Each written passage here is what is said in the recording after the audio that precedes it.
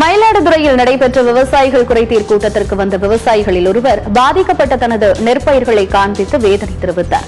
மயிலாடுதுறை மாவட்ட ஆட்சியர் அலுவலகத்தில் விவசாயிகள் குறைதீர் கூட்டம் நடைபெற்றது. இந்த கூட்டத்தில் மயிலாடுதுறை, சீர்காழி, தரங்கம்பாடி, குத்தாலம் ஆகிய 4 தாலுகா பகுதியைச் சேர்ந்த விவசாயிகள் கலந்து கொண்டனர்.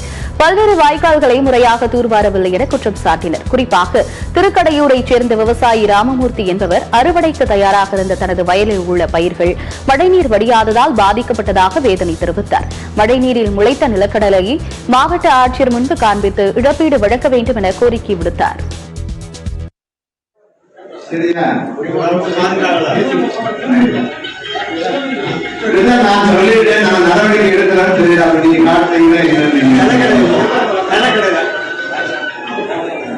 போட்டு நேரத்து மழை தண்ணி போடலாம் 2 நாளா இருந்தது. இன்னைக்கு 15 நாள் ஆச்சு. ஒரு 150 ஏக்கர்